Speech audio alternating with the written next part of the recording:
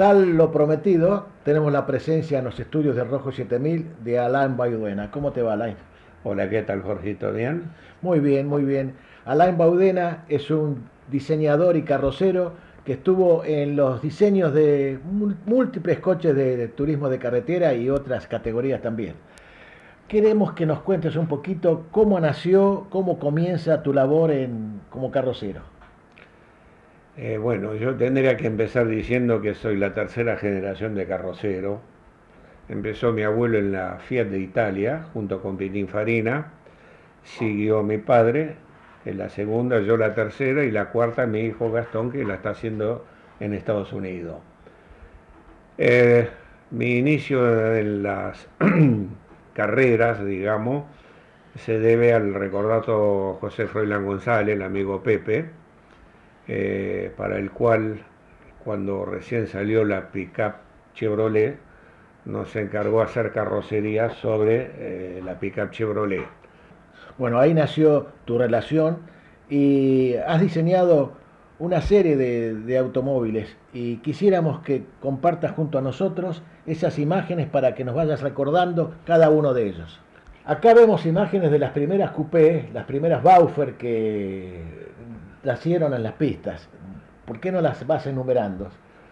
Eh, Enumerarlas, esa es la de Pairetti, que inicialmente era de Larry, eh, que fue la segunda coupé que hicimos. La primer coupé que hicimos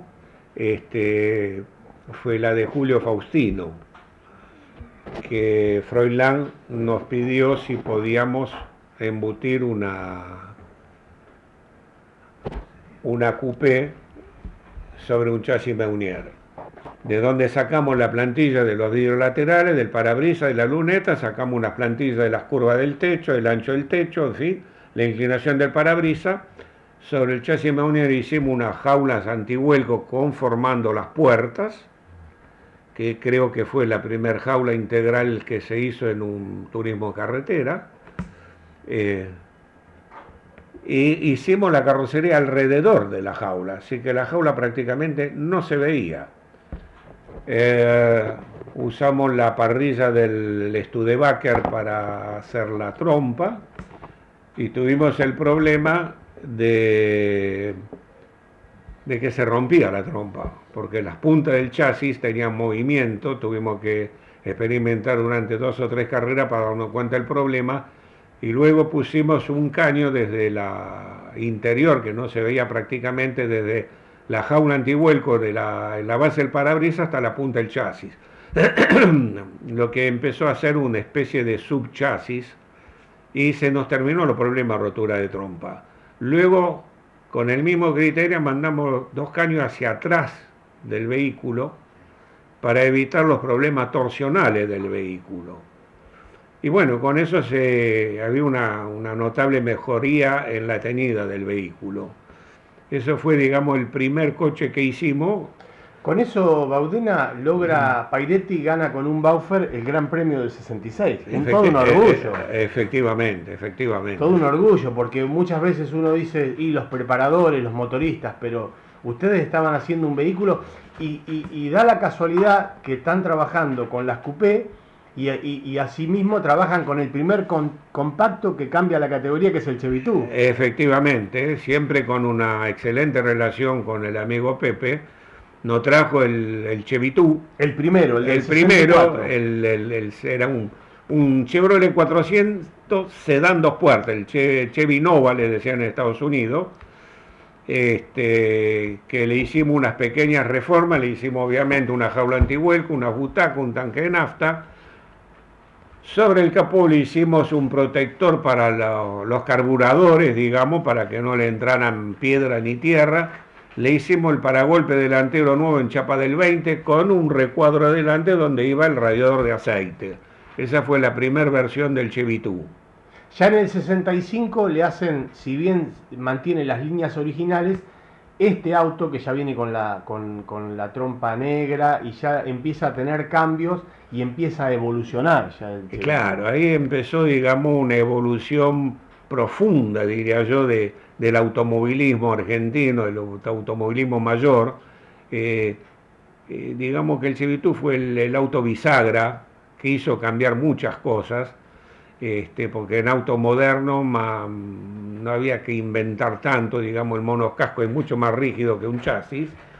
Y bueno, el Chevitú marcó la punta en todo sentido, en el sentido técnico y en las carreras. Entonces ahí la gente empezó a ver los posibles candidatos, claro, ahí está la primer trompa. La obra porque, maestra. Claro, bueno, usted lo dice, Sí, yo no. era una evolución. Claro, ahí ya ese coche ya le hicimos una trompa para lograr una mejor penetración. Se le bajó el techo copiando la forma de la jaula antivuelco para disminuir la sección maestra y se acortó la cola como en 30 centímetros para evitar el efecto, digamos, sintéticamente látigo en las curvas, para que el coche doblara un poco mejor.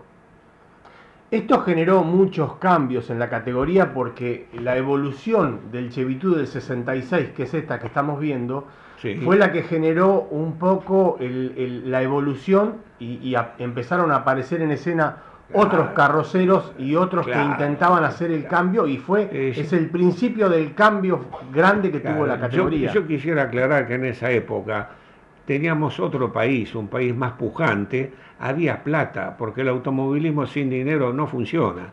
Había sponsor, es decir, alguien que tenía un proyectito interesante tenía una cierta facilidad para conseguir un sponsor. Entonces aparecieron Chevrolet 400, así tipo Chevitú, básico, hice uno para Tempone, hice uno para el Dr. Buse de San Cayetano, hicimos un par de Valiant, que me acuerdo que uno de los Valiant era para un señor que tiene una fábrica de colcha, no me acuerdo el apellido, que me disculpe el hombre, ¿no? Ahí vemos el coche de Dante Migliosi, en ese estado está en coupé, toda la carrocería está hecha, no se tomó ningún coche, digamos, no es una coupé modificada. Todas las carrocerías nosotros siempre las hicimos a fondo. Nunca agarramos una coupé para modificar. Está bien. Siempre se hizo. Es más, los coches originales, los vidrios laterales tenían un borde a 30 milímetros fuera de la línea de carrocería. Nosotros hacíamos el mismo vidrio, pero a nivel de la carrocería para mejor el factor aerodinámico. Por ejemplo, ya no le hacíamos las goteras. Claro. Para evitar también los ruidos. Porque uno cuando dice Baufer, dice el de Migliosi, es como que es el sello, el Baufer de Migliosi. Pero ya después en el 67 ya le hicieron la cola Fashback, ustedes mismos. Claro, lo que pasa es que el reglamento evolucionaba 2 y 3 veces por año. Nosotros los constructores, con todos los colegas, empujamos, queríamos más libertad para hacer más cosas. Claro. Es decir, veíamos lo que hacían en Europa y le teníamos envidia, queríamos hacer lo mismo, nos sentíamos capaces. Claro. De hecho, sin medios, sin conocimiento, sin nada, pero teníamos el entusiasmo, teníamos el amor hacia el automovilismo. Y este mismo Baufer que está en el museo es el mismo que construyeron ustedes. Es el mismo, hasta cuando yo estuve en el museo estaba en las mismas condiciones de cuando terminó su última carrera. Realmente ver lo que ustedes han hecho, la historia que han marcado en aquel turismo carretera de la década del 60, que digamos que esta es la última parte, porque después empieza ya el SP, que vamos a hacer en el próximo bloque, pero esto demuestra un poco el avance que tenía Baufer Style en aquel momento y todo lo que generó para cambiar y para evolución del automovilismo. Nosotros somos nacido carrocero devenido a constructores después, pero a los coches siempre tratamos de darle el toque de prolijidad de listo. Todos nuestros coches que hicimos, los tableros, estaban acolchados, estaban con terminaciones, con una moldurita cromada, cosas livianitas, prolijas, sencillas, funcionales, pero con prolijidad. Me acuerdo que el coche de Julio Faustino le habíamos puesto una alfombra. Claro. Nunca se había visto en turismo carretero un coche con una alfombra. Claro. No era lo que pesaba, pero le daba una presentación, un toque de distinción. Empezaban a hacer auto en serio, no con todo respeto voy a decir, como gallinero con ruedas. Exactamente. No, queríamos hacer Bueno, marcaban una diferencia. Marcamos una diferencia. Marcaban una diferencia porque en ese momento había muchos que fabricaban sus propios Por supuesto, y con todo respeto y con muchas ganas, la gente del interior trabaja con mucha pasión, con mucho entusiasmo. Muchas veces le falta la información o la instrucción o el maestro para poder hacer las cosas mejor. Bueno, ahí vemos... Sí, la fábrica. La fábrica está mi padre a la izquierda y yo, pibe. Sí, esto es en el año 1966. Sí. Acá tuvimos buscando en la construcción, porque el título de la gente de Pivot en su momento decía Baufer en la construcción del auto de Rubén Ruck, pero llegamos a la conclusión de que no es el auto de Bonanno. Es el auto de Bonanno, de Ricardo Bonanno. Bueno, pero ese era el trabajo que hacían ustedes. Contanos un poquitito. Sí. Ese es el típico trabajo carrocero que después, por necesidad, como le conté del auto de Faustino, estuvimos reforzando el chasis para que no nos rompiera la carrocería. Estuvimos haciendo, entonces hacíamos un subchasis. De ahí a hacer el chasis completo hubo un paso. ¿Esto es totalmente nuevo? ¿No usaron nada? No, nunca se usó nada de coche de serie. Ahí están, por ejemplo, poniendo lo que es la parte de la luneta. La luneta, la tapa baúl. Las descargas de aire claro, atrás. Acá eran las colas tipo CAM, que se usaban en esa época, con la colita de pato que formaba una turbulencia que evitaba otras turbulencias peores. Vemos la terminación del tablero, todo prolijo, bien hecho, funcional, sí, y bueno, sin nada que le sobrara, pero no le faltaba nada. Y esta era la que tenía motor Gordini, que dijiste alguna vez, me gustaría recordar. Bueno, eso fue un proyecto, como entramos a tener alguna relación con Horacio Steven, y Steven estaba en Icar Renault, nos consiguió un conjunto motor, caja y suspensión trasero de un Renault Gordini y un tren delantero. Y con eso hicimos un coche biplaza, Sport, tenía 1 metro de altura del suelo, el techo.